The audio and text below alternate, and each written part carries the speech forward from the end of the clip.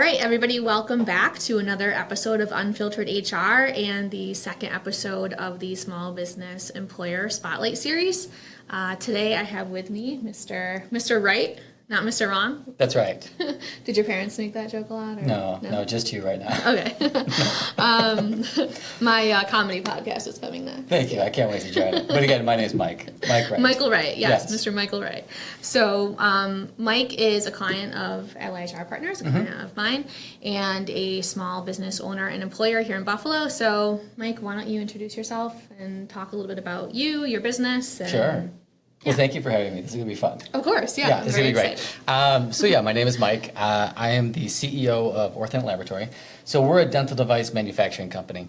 So if you've ever had braces or if you've ever had an expander or something that moves teeth, we make that.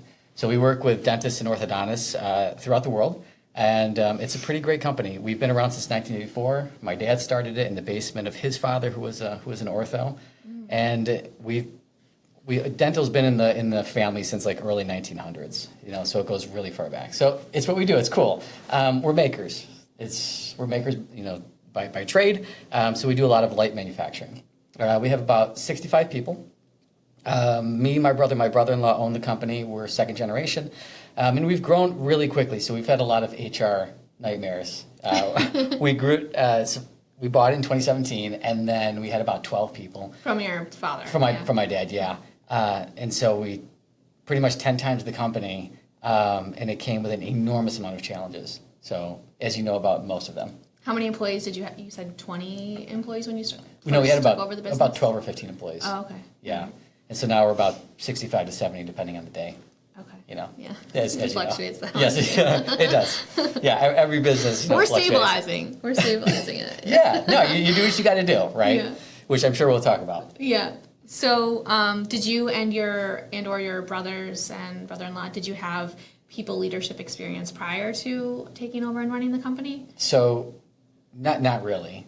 I went to school for business. You don't really learn much in school. At least I didn't. Maybe you did. Well, school was not really my thing. You don't realize what you've learned until you get in the real world and have the context to start applying, and you're like, oh yeah, that makes sense now. Yeah, absolutely. Yeah. So I learned most of it just by the hard knocks, right? So you run into a wall, and then the next time you realize, don't run into the wall. So that's pretty much how I learned things. I learned actually a ton from podcasts. Funny enough, how to manage people, how to manage the situation, how to hire somebody, fire somebody, how to do an interview. You don't learn any of that in school. So most of it came just through trial and error, and I think that's where most small businesses probably learn that. But some people are good at it, and some people are terrible at it. But I do a ton of reading. I do a lot of learning just to try to figure out this whole thing. Yeah, for sure. No, yeah. I would agree. And most of my clients I work with, and anyone who's an entrepreneur of any sort, I would say, whether it's your original idea or business or one that you're taking over and operating and running, I would say most are learning via trial and error and just, school of hard knocks. Yeah, you just have to not care. Yeah. But we care so much a lot of times, it's really hard not to care. So it's always this push and pull. It's maybe not be afraid to make a mistake is more that's a good than absolutely saying not caring. Yeah. Right. And I tell my team members that all the time. We have a core value. It's called lead with humility and fail with grace. And I tell them all the time, you got to be able to fail. If you don't fail, you're not going to learn anything. But if you do fail, you can't be a jerk about it either. You have to fail with grace and then own it and then learn from it. So there is that distinction between it, but you always have to be open to failure because most people hate doing it. But I don't know how you learn without it. I don't know how you learn anything without failing first. You don't just get it. At least I never just got it. Right. Yeah. The proof of concept, I think, is especially with people issues. Oh my gosh. Yeah. Yes. Which is very messy when you have to make the mistake first. But. Well, yeah, because you don't know how people are going to react. You certainly don't know how you're going to react. And people have certainly brought the best out of me, and they've brought the worst out of me in this business. And that's the hardest part, is managing the people side of things. Yeah, for sure. Yeah. Before I get into the questions, you already mentioned this a little bit, but you guys do have very well-defined core values that I think you do a really great job, and maybe more than other businesses I've worked with, of really integrating into all parts of your business, including the expectations you hold your people to and how you manage your people. So can you talk a little bit about how those came to be and how your use of them has evolved over time? Or Yeah, absolutely. So we look at core values as the foundation of the company. So we need something to lean on. So when we make a decision, we know that we can go back to the core values and say, does it fit or does it not fit? Otherwise, you don't really have a leg to stand on, and you're making decisions, willy-nilly, and that's something that I would do all the time. So me and my brothers, back when we first bought the company, we really wanted to focus on what is the company about and what are the core values of who we are as people. And it wasn't where we want to go to or aspire to be. We really wanted to focus on who we were. And so it came from really the core of who we are as brothers. So that's really where it started. But we hire, fire, reward, and recognize, all based on these core values. And they're not necessarily values of like integrity and honesty. Like that doesn't generic work. Words. Yeah, like you want to have, those are like pay to play. You're not going to hire somebody Right. that's going to be a liar, or somebody that's going to steal. Right? You shouldn't define Well, that. ideally, hopefully Yeah. you're not seeking to do Well, that, right, but but you many don't, do. Yeah. Yeah, you don't want to hire people and say, "Hey, do you steal?" Because it goes against our core values of not stealing. Those are that should be done. You should be interviewing for those to begin with, and then they go above and beyond. And this is what's at the heart of the company, are these values. So we focus. I mention it every quarterly. I give a presentation every quarter to new employees. We constantly are reiterating what these values are. They're on the walls, not for marketing, but just as a reminder, like, this is what we do. And it makes it really easy. So when you have a conversation with somebody, we have a value. So we have lead with humility is the first one. The last one is respect every connection. And those are really the big quintessential values that we have. So I talk to people, and it's like, look, you just didn't respect the connection between you and that employee or whatever. It's like, it just doesn't work. You're just not a good fit for this company. So it makes it easy to make that decision. Yeah. So values are huge. Yeah, and it's definitely helped us when we've had to make difficult employment-related decisions for people when they have violated the core value, right, in making those decisions and having those core values to stand behind. We've also worked on building them into our quarterly review process recently, Right. so not just metrics and numbers that we're holding people to and determining whether they're successful or not based on productivity, right, but how their behavior, their attitudes, as it aligns to how you'd want someone to be working for you or not. Yeah, which I think absolutely. has been very helpful. Well, yeah, because you need to be able to figure out how to make decisions. And so what most people are going to end up doing is they're going to sacrifice for the short-term gain. But when you have core values, you're going to end up saying, well, if we're in it for the long haul and this is against a core value, let's eat the pain down. And so you need something to guide that. And that's what the core values have been. And they've been very helpful. They've made life a lot easier. How do you think employees have received the core values and overall over time? I think that I hear it on the floor. They talk about the values. I don't want to come out and say, yeah, everybody just drinks that Kool-Aid, but you have to have something. Yeah. And so we talk about it often. I think that you have your A players know the values, they live the values. And I think some people probably just don't care. But you do And the that best you comes can. out in the sauce later, right? It totally does. And but leadership has to own exiting. these, though. Yeah. So leadership really has to be living these values, showing it, and then reiterating to the teams, like, this is what we do. We live and breathe this stuff. If that's not cool, if that's not your thing, that's okay. This may not be the company for you. But in the meantime, while you're here, you have to live these. So. Yeah, and I think we've found other ways, because I think like the proof has been in the pudding of how helpful the core values are in managing people and aligning them to what you want to accomplish and getting them really all aligned in all of their efforts and behaviors to actually have a functional, disruptive or chaotic work environment, right? Yes. So people can't just be behaving however they want. And I think as a result of us learning through like one-off performance issues, that's very helpful in getting people kind of on the same track and all rowing in the same direction. We've also learned that we probably should be integrating them into other areas, right? Like I think right now an area we see maybe we could build them into more is hiring, right? Yes. Make sure we're hiring for attitude and Right. behavior fit and value fit, and not just can you produce the number of widgets, the number of, Yeah, they always say you want to hire for the soft skills and then teach the hard skills if you can. Yeah. So you're trying to figure out different ways to see, do they have any of these values to start with? Or otherwise, it always comes out at the end. Yep. And then it's more pain than anything else. But the values have been great for us as a leadership team.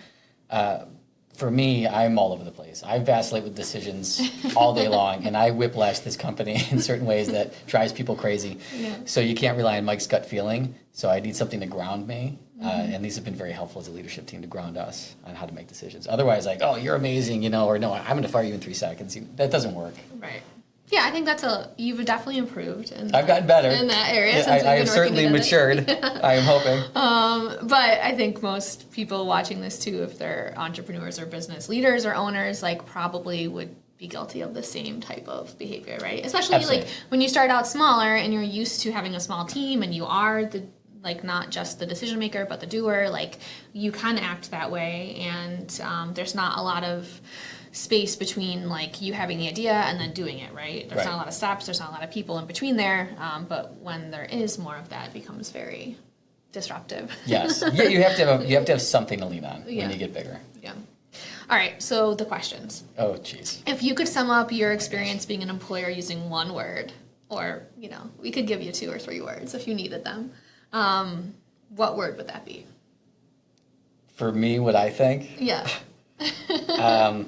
Brutal honesty. I hate this word, but I'll say tolerant. Okay. And the reason I say that is because Interesting. people are people, and I hate tolerance, right? It's not like I'm failing, and I'm just tolerating it. But you have to realize that people are not going to fit this perfect mold, and you have to work with them to help them become their best self. And we try to take that perspective on all of our employees, but you're going to realize that you're going to get a lot of people in the workforce when they first come into it, they have no idea how to work. And so we have to teach them how to work. I don't know why. I don't know if there's a generational shift or whatever it was, but most folks that come in, they don't know how to work, and we have to tolerate some learning periods of time, and because you're never going to get the perfect person. So maybe patience too, in addition to tolerance. But I'm not patient, so as I think of the questions, like I am not a patient person whatsoever. So I've had to like grit my teeth and. How has that evolved over time? Like, because you obviously don't tolerate any type of behavior, right? Like Correct. a behavior that doesn't align with the core values that we were just talking Right. about, for example. So how have you like learned what to tolerate and what not to tolerate? Like where you do need to have patience and empathy and maybe invest a little time in training or Right. development or coaching, and when to say tolerance no more, right? No, and I get it, because for me, I'm the type of person that I have zero tolerance with a lot of things. So that's why it was so important. Because if I see something, you know, it's like you drop something on the floor or you did something that you shouldn't have done. It's like, that's it, you're out of here. Get out of here. Like I had none of that. So for me, it was super important because I want to immediately find perfection. And I think that's the nature of who I am. Like I am a perfectionist. It's a character flaw of mine. So I'm looking for that perfect person.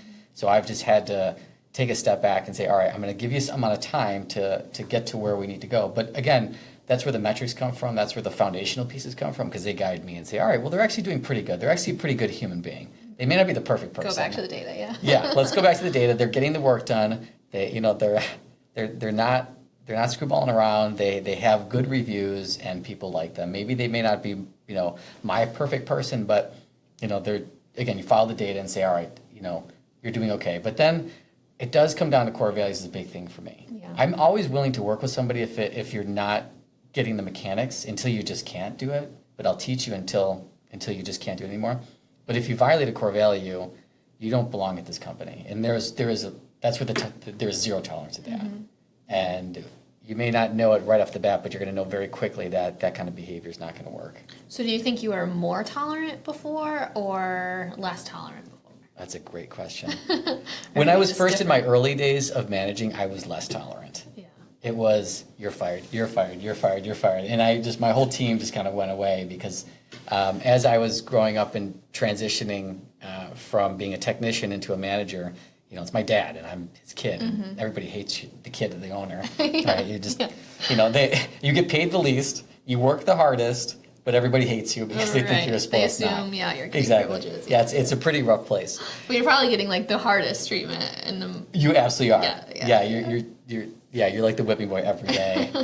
And so at that point, you get to a place where there's just no tolerance, you know, because it's like, let's just get rid of everybody, start over. But now I think I've gotten a little bit more. Actually, maybe the tolerance is the wrong word. Maybe it's more forgiving. Okay. Yeah, I think that's probably a better word. I've become more forgiving. Is it more of it? Is it a lot of it learning that, like, and I think this again is a common hump for a lot of business owners to get over, and entrepreneurs, and some maybe never do, which is like learning you can never really expect your employees to put in, like, have the amount of care, dedication, like, passion behind the work as you do, because it is not their business. Right. And maybe, do you think that some of it? Oh, absolutely. Yeah. And people say to me all the time, like, and they say, Mike, they're not going to care as much as you do. And it's like, yeah, but I need them to. And they're like, well, that's just not real. No, nobody can. Yeah. And so that's where a lot of this comes in, is you have to give some leeway, because they're trying to make a living, they're trying to support a family. For me, like, the crazy entrepreneur in my head's like, no, we need to grow, we need to get here, we need to go there. That's not in everybody's head, but of course I think everybody thinks like me. So then that creates this tug of war. So that's why for me, I really have to just take a step back and say, all right, these are people. Yeah. Yeah, and having the metrics of, obviously, like, the tangible ones of productivity and efficiency and all the things related to that help, right? Because you're setting these, like, bars and expectations for, okay, I don't need to be kind of the, the subjective czar of, like, good and bad. These metrics indicate that. But then also the core values do it in a behavioral way. So now we don't have to rely on Mike to be that. Correct. Yeah, because I'm all over the place. One day I'm tolerant, one day I'm not.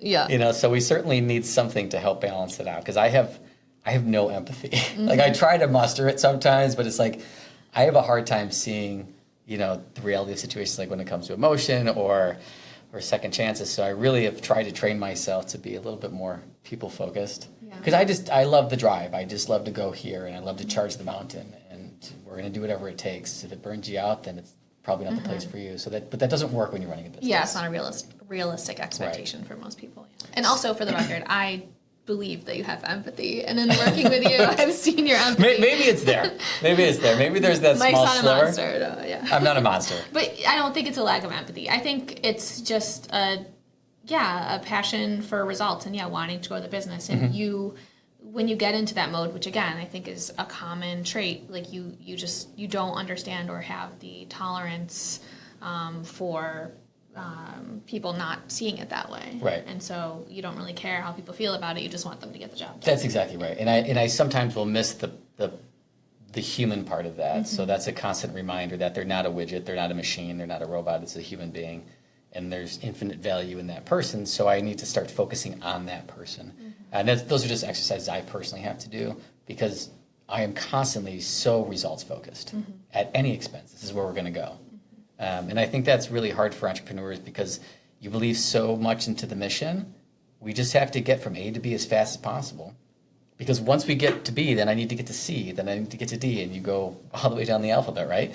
And you don't realize that people are the heart and soul of being able to get that, and to get those results. So I've learned a lot in the past 25 years of trying to figure this out. So that's like your greatest lesson then that you've learned, probably, like you can't ignore the people side, and you need to have realistic expectations. Exactly. Do you have one that you can share? And not I'll share anything. implicate I yourself. Like a story, like a particular story that stands out with a certain employee or staff member that kind of flipped the switch for you, or that lesson? Yeah, absolutely. Actually, we're kind of going through something, we go through this stuff all the time, but I do remember this one person years and years ago. And the story is so familiar to you anyways, but it just came to my mind. You don't need to use names. I'm not going to use names. Okay. Emily, no. But so it was a technician, great person, but ran into some serious struggles in life and just went off the deep end and burned a lot of bridges, and the relationship completely went sideways. And it ended very poorly. But years went by, the person matured incredibly, and I ended up thinking about this person, gave him a call, and ended up having a great conversation. And what I ended up seeing is this growth in this person, and I was like, you know what, I know that, because he didn't necessarily treat me well, and there was a lot of bad blood there, but there was so much growth that I saw that I was like, hey, what if, would you ever consider coming back? And we had a wonderful conversation, but it was so neat to see, somebody grow in a way where they realize that I lived a life that was not great. I ended up making the person ended up making not the great decisions, but then came back and said, I had to work on myself. I had to do this. I had to really be introspective about it. And the person ended up being a great man. And so you kind of see these things where, but if I took the attitude, and I've heard other folks do this, where they have like a no hire policy, and it's so strict. No rehire, yeah, and that you can do whatever you want. That's fine. But I have learned that if I can give somebody just the benefit of the doubt, give some extra chances, then all of a sudden you might get something great that you didn't realize, was right there. So that's been a huge lesson for me, because I look back on my life, and I was not a great person. Like, I can't believe my dad even kept me on as an employee. He should have fired me like 25 times. But he kind of just said, Mike, you had to learn those lessons. And he said the same thing. I had to like manage that and deal with that. Otherwise, you probably would have ended up the street without a job. So I learned that kind of lesson of just trying to look at the person. Yeah, so that was impactful. Yeah, learning where to what to tolerate, what not to tolerate, and where to be forgiving and right. what not to be forgiving. And yeah, the danger is that everybody tolerates everything. Yeah, that's right. We won't get into that, but that's where the danger comes, and there has to be a line. Like, it's just not. We will not tolerate that. Yeah. And the last guest I had on here from Buffalo Pediatrics, another client of mine, her organization suffered from that too. And honestly, that's what I see more of when I go into most of my clients is it's hard, right? Because especially in these small businesses, and if they're family owned and operated, a lot of times you have connections, like pre-existing personal connections with some of the employees that come in right. through referrals of other people in the community. And so you have this, I think people are more forgiving and more tolerant than perhaps they should be in a business setting a lot of the time. Or they do that too long, right? And they give people opportunities, and the people do not prove that they don't kind of live up to the challenge. Right. But yeah, learning that lesson of where to be tolerant and forgiving, and when to, make the decision to end the relationship, because it becomes detrimental to the business. Right. And but I will say you were very. I think you had a good balance in reconsidering rehiring that person, because you also knew that you were potentially somewhat emotionally compromised, or, traumatically, right. compromised based on what happened before. So you kind of referred it to people that you hired, myself and your HR person, to kind of look at it from a more objective point of view, and put the person through the hiring process again, and ask yes. questions about their previous experience and what they would do differently. And yeah, you do need patience. That is something that I don't have, but I have learned that if I'm more patient now, then I'll reach the goal later. That's the other part. If you're looking for the results, you have to figure out creative ways to figure out how to get there faster, and sometimes you get in your own way. Yeah. And so that's definitely what we've learned. As we're talking, you just don't want to get it confused with a misguided compassion. And I think that's really where those lines start to go. You have a heart for people, but at the same time, it can't be misguided. You have to know what right and wrong is. You got to know what the right thing to do is, even when it's painful, and still do the right thing. Yeah. Just because a decision is hard doesn't mean it's not the right decision for the business. Which, at the end of the day, that is what needs to be preserved and protected above everything else. Otherwise, exactly. You're not there to employ anyone. Or yeah, you have to look at the big picture. Right. I can't write anybody checks if I have this one person that is bringing down the business. Yeah, bringing it down. Yeah. Right. Yep. So, what's something that you're most proud of as an employer, Mike? I tell people this all the time: is every 2 weeks I write a check to every single employee, and I never missed. I've never missed a check. That's the opportunity that we get. Yeah. Is as an employer, you get to help people. You're a part of making sure that they can raise their families, that they can reach dreams, they can go out and do things that they want to do, and then at the same time, we want to be able to provide them with a work environment where they want to come to work. So that's what's really exciting, at least for me. So we do manufacturing, and when most people think manufacturing, they think of a pretty gross, nasty place. There's just Especially in Buffalo, blue collar. Yeah, it's just kind of nasty. Yeah, right. So, and we wanted to do something different. We wanted to have a place where you want to come to every day. So we take a lot of pride in what it looks like. You have the form and function of a manufacturing facility, and I love the form of it. But my other folks, they love the function of it. So we try to find a balance. But you come into our place, there's hardwood ceilings, and there's green walls, and they're real. It's plants, beautiful, yeah. It's a Plant walls, it's a beautiful place. But we want to make sure that people feel comfortable and they want to come to work because there's a monotony there. And I want people to have that certain feel about ODL. And at the same time, they're paid fairly, they're paid well, and I want to make sure that we're always going to maintain that.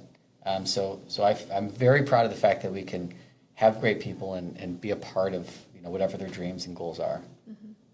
Yeah, that's great. And you guys, I mean, it definitely, when you walk into your facility, you see that for sure. Yes. Very intentional. Yeah. But then, yes, in the core values and in the things you do and the giving back and you having a big party to celebrate yes. a big anniversary, right? Yes. How many years? 40 years. 40 years, yeah. And I just talked about it today. Yeah, I'm looking forward to that very much. much. Yeah, I'm sure you are, yeah. Everybody is. I announced it today. You got to spend some money sometimes. Yeah, for sure. Yeah. If you could dispel one myth out there about small business owners or just employers in general, right? But especially, one of my big motivations for doing this series and, giving out the sweatshirts that I've been giving out with the employer badges of honor is because I think very unfairly small business owners and employers get lumped in with like the general narrative now about, big corporations and Jeff Bezos and super yachts and, profiting off the backs of, the unfortunate or whatever. And that's certainly, in my experience, not the case with small business owners. No. They are grinding it out every day, most often for less money than maybe when they're paying their employees at the end of the day. Oh, yes.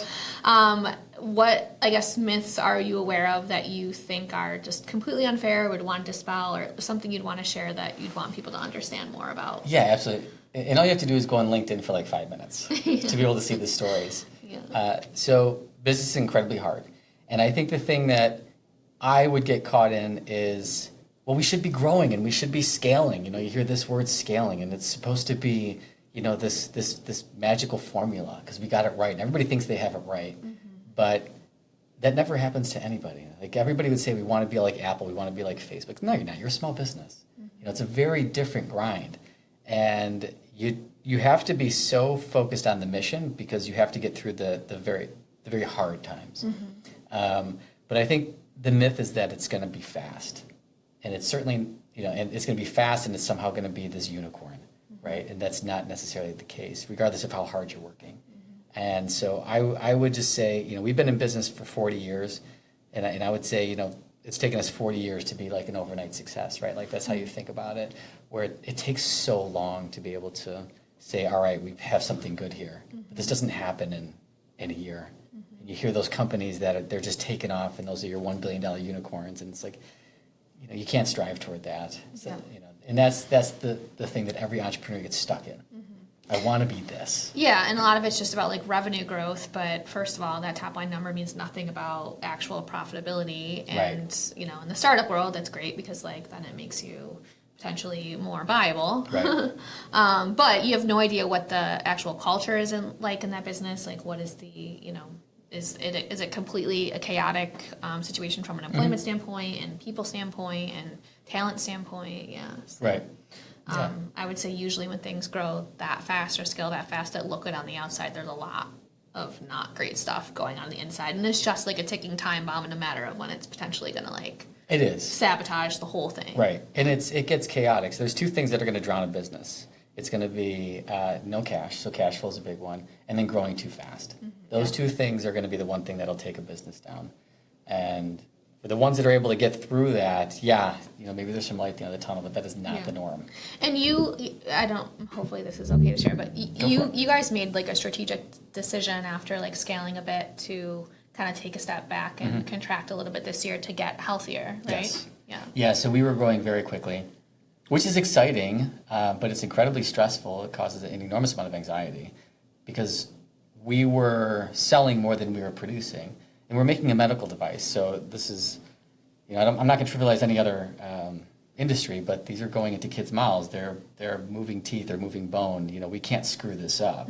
We're not selling T-shirts. So when we were getting appliances and the product out late, people's teeth were shifting and things were happening. Just from a physiological point of view, that really stunk, right? Yeah. It was just a rough go. So it was, we would see the numbers go up, but at the end of it, the growth didn't equate to a bottom line number that made sense. So we were spending to make, to get revenue high, but at the same time, it's like, what are we doing? So we made a decision, said we're going to slow down the top line, but we're going to make the bottom line much healthier. And so it's not a race to, how fast we can grow. And I'm telling my team, if you're only focused on the top line, that's a poor man's game. You can do that all day, but, and I get that in software if you're going to try to sell it and you're looking at multiples on revenue, but in manufacturing, nobody focused on that. You have to focus on what you make at the bottom. So that was our main focus. Is now we have to actually do this in a healthy way, a steady way, stabilize the company, and make it very healthy. Yeah, and that relates to not to make this a business podcast, but it relates to the people part of things, because I think a lot of the healthy refocusing we had to do was really getting rid of some people that were not the right people in the right seats, right? And that was not working out to help drive things forward, but also focus on, setting like proper performance metrics for people and making sure everybody in the seat they were in was performing as, to the top level that they could to contribute as much to, that efficiency and productivity needed to, not just produce that top line number, but make sure that the bottom line number translated as good as it could. Right, because regardless of what I want to do, it's the folks that are driving the business. Yeah. And so I can say we need to do this, but if I don't get their buy-in, not just driving, but really like matter. Executing it, right? 100%. So like the late It's execution everything. and right, yeah. Yeah, and we just did a Q3 review with the whole staff right before I got here, and one of the things I talked about was the new strategic vision. And so when it comes from a people perspective, I can make all the decisions in the world, but I have to communicate this and get everybody on board. That's the most important part. Is I have to galvanize the team together and say, this is where we're going. And that's the most important part of the visionary and the entrepreneurs. I can't get there. Otherwise, I would do it on my own. I need everybody to help us get here. But this is where we want to go, in this direction. And so being able to over-communicate that is really the biggest piece of that. Otherwise, the team doesn't know where they're going. And so we talk about core values, but we also talk about vision. And we're constantly telling the team, this is where we're going, guys. We have to row in this direction. And if we're not, then the boat slows down. Yeah, and I'm proud of you guys for the work that you've done, and I'm proud of the work that we've done together in the last, it's been almost a year, I guess, right? Yeah. And basically aligning everything we do from, the conversations that the leads are having with the people on the floor, the performance metrics we're setting, the coaching, the coaching conversations, the core values with that vision, and finally all of it hopefully is becoming aligned, and therefore things will just run. Well, I think the hardest part of any company is you start it up, you're going 100 miles an hour, and they call it, you're like in the go-go phase where you just go, and you don't really care. And then you kind of grow up a little bit, you become an adolescent, you get a little bit more mature because you realize that you can only go so far without something. But then you can get some maturity, and we're trying to become a more mature company. And that takes a lot of process, which I hate. Yeah, a lot of process, a lot of daily grind. Exactly, and those are the things why are we doing it this? Never goes away. This is so dumb. Why are we doing this? Let's just go. Yeah, being, I think, successful, there's never oh, cool, we're on autopilot anymore. Especially unless you're a solopreneur, which, I am, because I just pop out and it's easier. Yeah. But when it involves people, and it always will. People are always, whether it's service or manufacturing, it is the people that are producing. Even if you automate things, right? The people that are programming machines or running them, or quality control or selling or whatever it is, the constant alignment and realignment with those people's efforts and the direction of the vision, or the daily tasks and things that need to occur to execute the vision, is just relentless work. Yeah, and that's why the HR portion is so important, especially when it comes to people, because, I shared it with you before. We have a specific vision what HR should be in this company. It's focused on the person and the humanity of the person, but that doesn't come to life without process, without how do we do certain things, because then it just becomes chaos. Right. And we've seen that before. And they don't know how to be successful. Yeah. No. Yeah. Cool. Yeah. All right, I have one more question for you. So, in my opinion, as you know, Okay. you are a real life superhero, and what you do, and employing that many people here locally is amazing, and thank you for doing that. Oh, you're welcome. Doing my part.